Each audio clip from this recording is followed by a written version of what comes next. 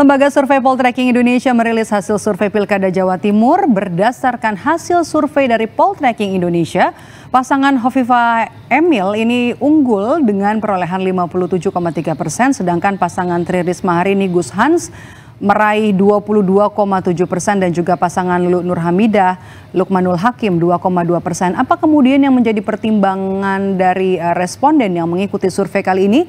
Kita bahas bersama dengan Direktur Eksekutif Poltreking Indonesia, ada Hanta Yuda. Halo, selamat sore Mas Hanta. Halo, selamat sore Pak Dok. Mas Hanta, dari hasil survei yang terbaru dari Poltreking Indonesia, apa yang kemudian jadi pertimbangan responden untuk yang lebih dominan memilih pasangan Hovifah Emil? Ya, tentu ada beberapa faktor, Maidop. Satu, karena faktor incumbency, beliau berdua itu, Hovifah dan Emil adalah incumbent, petahana, tentu memiliki keutamaan dari sisi popularitas. Nah, sehingga mereka lebih dikenal dan elektabilitasnya membuat tinggi. Tentu kekuatan personalitas dan sebagainya, rekam jejak dan sebagainya. Itu nyambung dengan karakter pemilih Jawa Timur yang sebagian besar lebih dari 50% adalah pemilih rasional. Nah, itu faktor pertama. Yang kedua, ada faktor approval rating, tingkat kepuasan kepada pasangan kepada Hovifah Emil yang sama-sama melanjutkan di periode keduanya itu cukup tinggi, yaitu 87%, bukan cukup tinggi, sangat tinggi dibandingkan dengan daerah-daerah lain, sehingga ini menjadi modal yang sangat strategis bagi Hovifah Emil. Dan kalau kita lihat masih ada margin itu, tingkat elektabilitasnya 57,3%, sementara approval ratingnya lebih dari 87%. Artinya ada ada sekitar 20-an persen sampai 30% lebih ya yang mengapresiasi positif kinerja Hovifah Emil, tetapi juga belum memilih. Itu ada potensi. Nah, faktor itulah yang saya kira membuat tingginya elektabilitas dari Hovifah Emil, karena dianggap kinerjanya baik, kemudian juga kalau kita bedah hasil survei kita memiliki kekuatan personalitas yang juga positif dalam benak atau persepsi publik. Nah, itu terkonfirmasi kalau kita bedah datanya secara basis geografis. Itu Hovifah Emil tidak hanya unggul secara umum, tapi kalau kita bedah unggul di wilayah geografis, misalnya kita bicara aglomerasi Jawa Timur, subkulturnya semuanya unggul di Arek, Mataraman, Tapal Kuda, Pantura dan Madura. Di Arek ada Surabaya, memang tidak terlalu jauh selisihnya dengan Bu Risma, karena Bu Risma punya basis yang kuat juga di Surabaya. Kemudian di basis demografi, semua kelompok umur Hovifah unggul. Di semua dua suku terkuat di Jawa Timur tertinggi yaitu Jawa dan Madura juga unggul. Sedikit lagi yang ketiga adalah basis NU. Ini menarik untuk Jawa Timur. Itu mayoritas. Karena terpecah, masih mayoritas. Ya, 80% pemilih di Jawa Timur itu merasa terasosiasi dengan Jawa Timur, itu sebagian besar Hovifah. Pemilih partai juga itu simetris. Pemilih partai Plus itu semuanya ke Hovifah yang mendukung. Hanya PD Perjuangan yang ke Risma, lalu PKB yang dukung Bu Lulu justru ke Hovifah, mengalami split ticket voting. Dan faktor yang kelima, kalau kita lihat pemilih tadi di prolog Kompas menyampaikan juga data Poltreking bahwa pemilih Pilpres, pemilih Prabowo Gibran itu mayoritas ke Oke. Sebelum kita ke sana Mas Hanta, maaf saya potong, kalau kita lihat kan tadi 57,3% ya untuk pasangan Hovifah Emil, tapi ini juga angkanya tidak lumayan lah kita katakan untuk pasangan Risma dan juga Gus Hans, 22%. Kalau kita lihat dua pasangan yang ada di bawah ini, apakah masih bisa untuk mengejar dalam sisa waktu yang ada? Saya harus mengatakan dengan segala hormat untuk khusus Lulu itu agak sulit karena ketertinggalan sangat jauh ya, 2% ya. Tetapi untuk Bu Risma itu masih ada potensi peluang untuk menyusul, karena Bu Risma sama sebenarnya punya modalitas sebagai wali kota Surabaya 2 periode. Menteri Sosial. Ya betul, karena itu ada dua faktor juga menjadi potensi bagi penantang, terutama pasangan Risma Gus Hans, yaitu undecided votersnya yang belum menentukan pilihan itu sekitar 17,8%. Nah itu bisa disasar, karena biasanya yang undecided ini lebih cenderung memilih kepada penantang ketimbang incumbent, meskipun belum otomatis. Kalau incumbent misalnya mereka menunggu apakah penantang akan lebih baik kinerjanya atau kandidat alternatif ini dianggap memilih diferensiasi lebih baik, mereka cenderung memilih penantang. Tapi kalau dianggap tidak lebih baik, bisa jadi kembali ke petahana atau incumbent. Yang kedua, waktu masih 2,5 bulan. Maidop, ada kemungkinan pergerakan akan berubah dan lain sebagainya. Nah, faktor itu menjadi peluang bagi penantang. Meskipun saya harus katakan jaraknya terlalu jauh. Kekuatan penantang Bu Risma hampir hanya sepertiga dari kekuatan incumbent Khofifah. Begitu, Maidop. Oke. Ini juga jadi menarik ya. Tadi kan modal yang sangat kuat yang dimiliki oleh petahana Risma, Khofifah dan juga Emil. Ini ada petahana, kemudian juga approval rating, termasuk juga popularitas yang tinggi. Kalau kita lihat, ini hasil survei menyebut ada korelasi tadi ya, Mas Hanta tadi sempat menyinggung antara pemilih pada Pilpres 2024 di Jawa Timur dengan calon pemilih Khofifah Emil di Pilkada Jawa Timur mendatang. Seperti apa sebaran suaranya, dan kemudian kalau kita lihat apakah memang masih ada space nanti suara untuk pasangan Lulu Lukmanul kalau kita lihat di sebaran ini?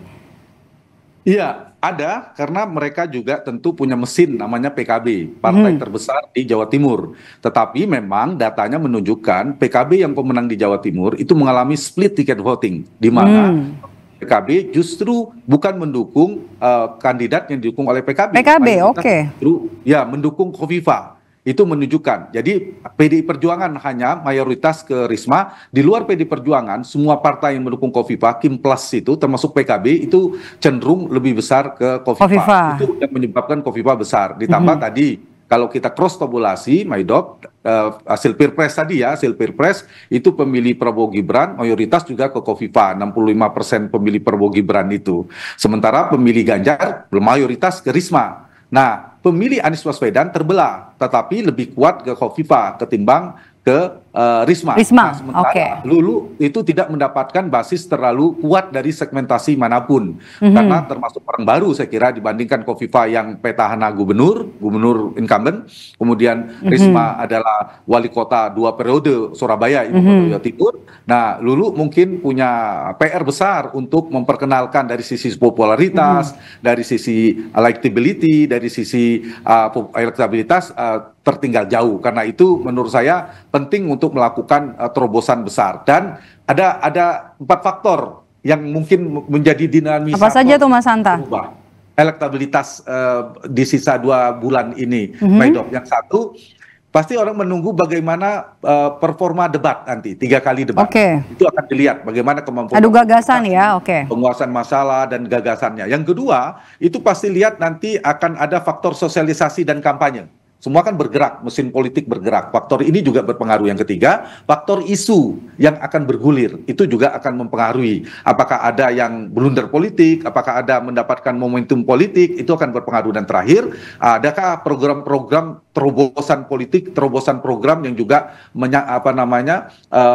terbentuk dalam persepsi positif publik. Nah, faktor ini juga akan mempengaruhi tinggi turun naiknya. Tapi dari data ini memang jauh ya, marginnya terlalu jauh, sehingga Risma dan Lulu harus melakukan lompatan terobosan luar biasa untuk menyusul ketertinggalan Khofifah. Di saat yang sama, Khofifah Emil juga masih punya potensi, karena approval rating tingkat puasannya relatif tinggi. Masih ada orang yang puas kinerjanya tapi belum memilih mereka. Artinya memang rumus elektoral kandidat incumbent itu lebih mudah turun ketimbang naik, betul.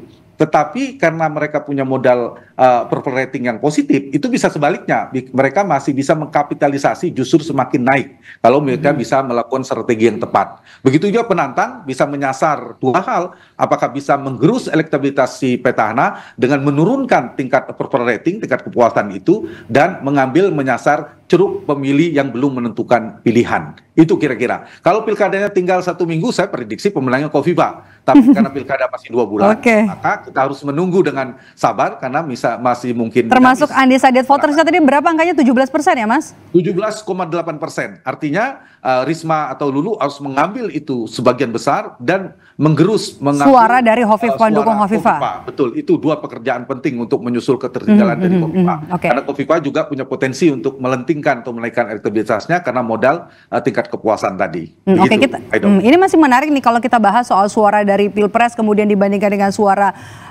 pemilih dari Pilpres kemarin, dan juga kemudian kita bandingkan dengan suara calon pemilih nanti di Pilkada Jawa Timur. Sepertinya kalau kita lihat pemilihnya Khofifah seperti ada di dalam partai yang tergabung Kim Plus ya, meskipun ada PKB di luar, kemudian juga suara Anies yang kemudian pindah ke suara pemilihnya Khofifah. Apa yang menjadi faktornya, Mas? Iya, memang jarak dengan Pilpres kan terlalu dekat ya. Baru April 2024 dan sekarang baru bulan September, jarak dengan Pilpres. Jadi peta di Jawa Timur itu memang mirip dengan peta Pilpres, pengelompokannya. Cuma memang bedanya Lulu itu didukung PKB, sementara PKS dan Nasdem itu ke Khofifah. Jadi Khofifah didukung oleh Kim Plus, Koalisi Indonesia Maju. Jadi Lulu ini hanya didukung PKB, tapi suara pemilihnya pindah ke Khofifah, begitu? Betul sekali, mengalami split ticket voting. Jadi soliditas pemilih Kim itu solid semuanya ke Khofifah. Pemilihnya PDIP juga solid ke Risma semua. Nah, pemilih PKB ini yang split, dia berbelok. Tidak memilih ke Lulu tapi ke Khofifah. Itu yang menyebabkan Khofifah semakin kokoh. Yang kedua tadi pemilih Pilpres, dan dugaan saya akan linier pemilih Pilpres terhadap Prabowo Gibran itu mayoritas akan memilih Khofifah juga, dan kita tahu Khofifah juga terasosiasi kuat kepada Jokowi, kepada Prabowo, dan juga kepada NU. Saya mengistilahkan ada triple majority kekuatan pengaruh politik di Jawa Timur. Satu NU karena 80% merasa terasosiasi dengan NU, dan itu sebagian besar sebarannya dukungan ke Khofifah berdasarkan data poll tracking. Yang kedua ada kekuatan Prabowo yang menang telak di Jawa Timur 65%, itu kecenderungannya juga memilih Khofifah. Dan ketiga, approval rating Jokowi juga tinggi di sana, lebih 80%, juga cenderung pemilih Jokowi atau pendukung Jokowi juga ke Khofifah. Itu yang membuat Khofifah kuat ya, di luar faktor yang saya katakan di awal tadi. Secara tidak langsung ada endorse ya, begitu ya? Betul sekali.